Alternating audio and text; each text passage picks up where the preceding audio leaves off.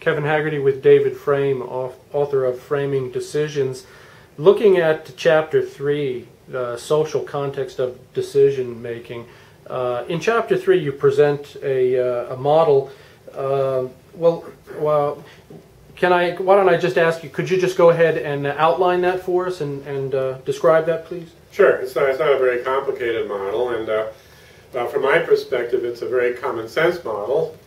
And it's, I guess, until I had to sit down and put it down on paper and diagram it, I guess this has been a guiding model that's guided my decision-making practice because not only have I taught decision-making, but I've also been an officer in companies, and I've been part of larger societies, on boards of directors, these kinds of things involved with decision-making practice, okay, doing decision-making, and this has been a model that's guided me a lot in my own personal efforts. So let me lay it out. As I say, it's pretty straightforward. It's pretty simple.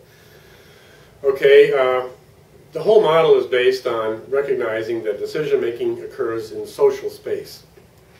Okay, every time you make a decision, it's made by people and has consequences, impacts on people. Okay, and then within this social space, there's a whole range of players who are fairly predictable. I say a range of players. Actually, there are 5 very clearly, sort of clear-cut sets of players. Okay, and they're not 20, it's not 50 or whatever. Really, you can boil it down to 5 sets of players who appear whenever you make a decision. They appear. They're components of the social space. So let me just take a look at those 5 components, and then looking at those, I'll just explain how they work in the social space, yielding ultimately a decision. Okay, the first set of players would be, say, stakeholders. Okay, and these are people who are ultimately they're the ones who want the decision to be made. The decisions will be made in their interest, or they may be neutral as far as the decision, but they're still watching what's happening in the decision-making process, because whatever comes out, whatever the outcome of the decision is, it's going to have an impact on them. And if the impact is positive, well, great. If the impact is negative, hey, hold your horses, folks. Let me, as a stakeholder, let me express my concerns with what you fellows and ladies are doing in the decision-making process. So you have stakeholders. Okay, then you have the decision makers, and most decision-making books focus almost exclusively on the decision makers. Okay, so these are the people who actually go through the process of making the decisions.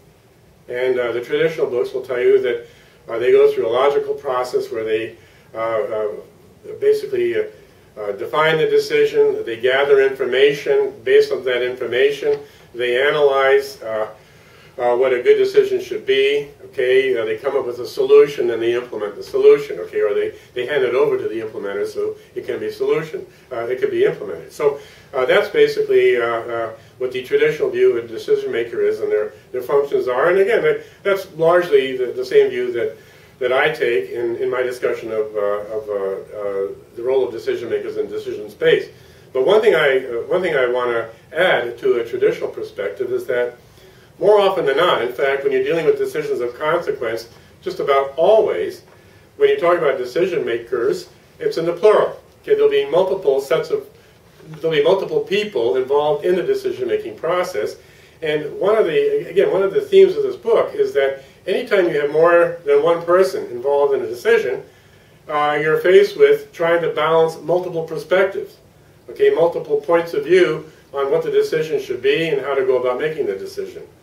Okay, so whenever you're dealing with decision makers and you're dealing with decisions of consequence, one of the challenges you have is to recognize the decision makers themselves. There are multiple players. They have different points of view. Very often they don't agree with each other.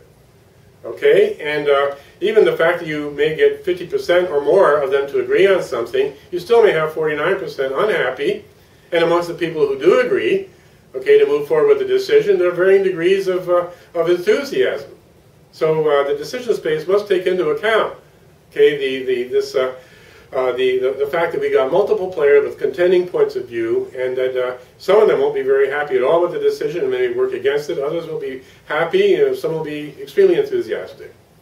Okay, a third set of players are the decision implementers. And it's important to recognize that outside of very trivial problems, implementers are typically yet a new set of players, a different set of players. Could be technical people. Okay, or it could be in a legal system or a political system. It could be the what do you call it? The grunts that go out and actually do the job. Okay, now as soon as you have implementers being different than decision makers, all sorts of possible issues arise. Okay, the implementers, for example, do they really understand what their charter is that's given to them by the decision maker? Okay, so the decision maker says, here's what we decided, implemented. The decision makers, do the implementers fully understand what it is they're supposed to do? That means that the decision makers better be very good in communication skills to communicate to the implementers what they need to do. And even then, when you take a look at implementers, you have multiple implementers, just like you have multiple decision makers. And you have tremendous variation in the competence and the capabilities of these implementers. Okay, you have different levels of enthusiasm. You also have some moral issues to deal with, just as you would, by the way, with the decision makers and with the stakeholders, in that these implementers may be driven in implementing a solution to meet their personal needs. Okay, they may have their own personal agenda that they want to pursue. So now we have this third set of players. So to repeat, you have the stakeholders, multiple sets of people who have contending points of view. You have decision makers. Okay, once again, multiple people with contending points of view, and implementers. Multiple people with contending points of view and contending capabilities. Okay, then we have something that's rarely discussed in the decision-making books, but I think is very important. I call it the community. The community is the people outside of the obvious decision space who will be affected by a decision. Okay, it could be literally a community, as in you're going to be building a new shopping mall, and it's going to be built in a suburban area, and the people who live around where the mall is going to be built, they're going to have their lives disrupted for 2 or 3 years as the mall is being built. Did anyone touch base with them, okay, ahead of time to get them prepared for this activity, this decision to build a mall? Because if you haven't, the community itself may get up in arms. They may start resisting the decision. They may even be able to derail it. On the other hand, if they support the decision, they can make the implementation of the decision that much easier.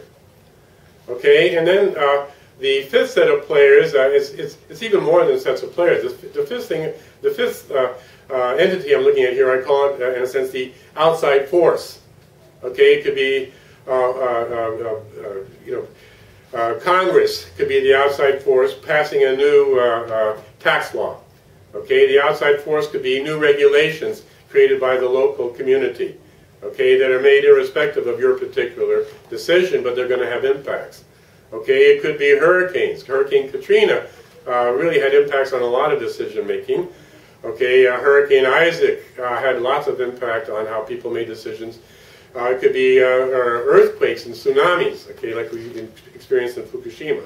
So outside force then is a generic term dealing with all these forces that can be that are totally outside the control of the decision makers, stakeholders, and the decision space itself. So that's the model. I mean, basically it's saying we need to look at these five elements of the decision space, and most important, we need to start the whole decision process from the perspective of decision space, recognizing that decision making at its heart is a social activity. Thank you.